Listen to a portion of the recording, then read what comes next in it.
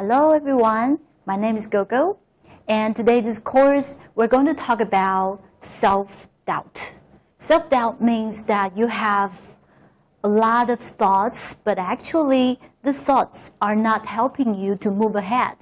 These thoughts, on the contrary, are putting you back and prevent you from moving forward toward your goals.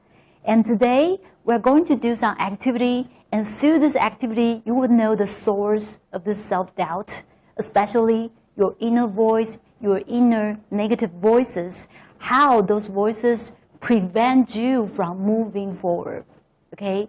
But actually, at the beginning, we're going to show you a video, and in this video, a really great man are telling us how he overcome his self-doubt. Okay, so now let's watch it. That memory is so painful that actually this is the first time I've ever shared it publicly. I came as close to giving up on life as one can without jumping off. But something extraordinary happened to me the second time I went to prison. About 2 months into my sentence, I got a letter from my ex-wife telling me that my mother, the person I profess to love and care about more than anyone in the world, had had a heart attack and was likely going to die.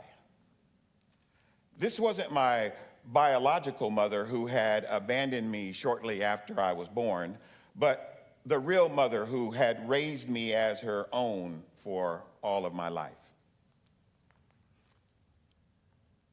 I was forced to look at what kind of person I had become.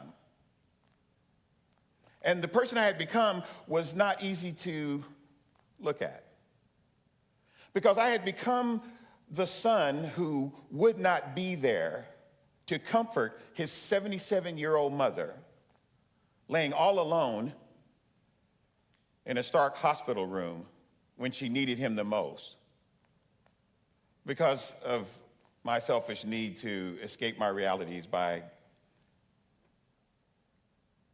getting high.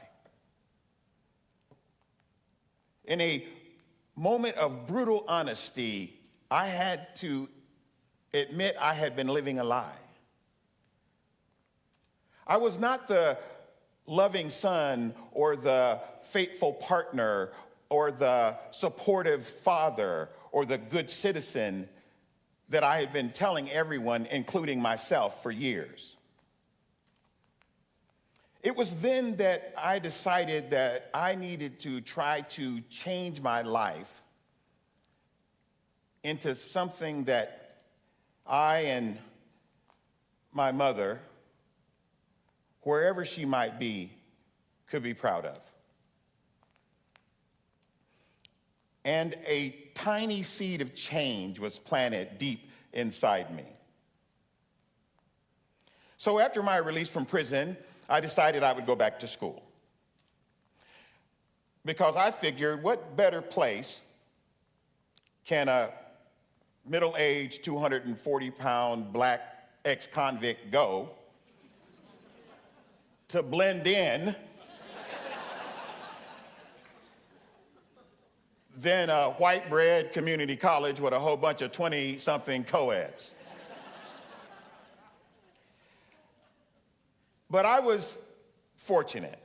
I was fortunate because at the local junior college where I landed, I ran into 2 instructors that changed my life. It was my interactions with these instructors that helped me to regain the self-worth and purpose and meaning and confidence that my drug use and drug-related lifestyle had stolen from me. I'll never forget the moment that I realized that I understood that I could create my own miracle. It all started when I went up to one of Professor Senna's office hours, fishing for some special praise because that had become my new drug of choice.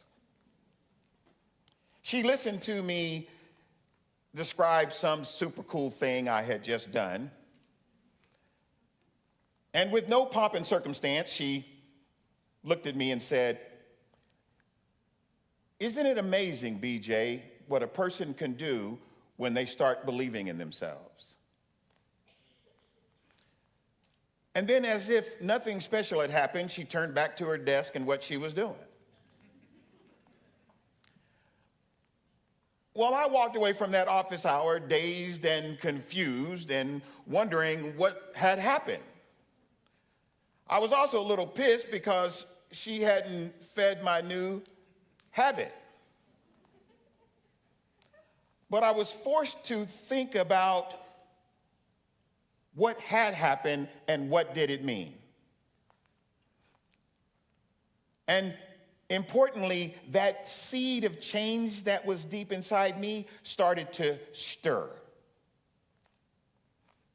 A couple months later, while taking a test, Professor Miller walked by my desk and dropped off an application that I later discovered was to the Masters of Counseling program at Sacramento State University.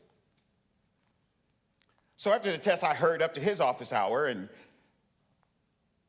run into his office and held up the application and very obtusely said, "What's this?" And without hesitation, he responded, "I'm quite confident in your ability to read, so I'm sure you can figure that out on your own."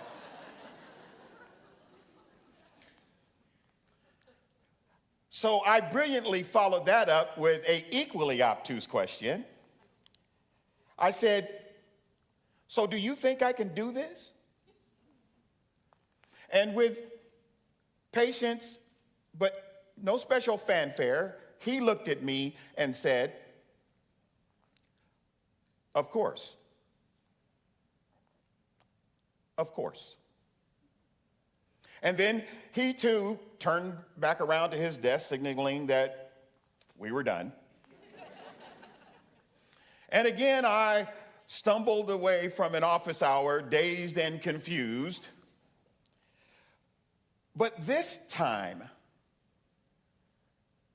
the seeds of believing in myself that had been planted in my garden of self-doubt took root and started to grow.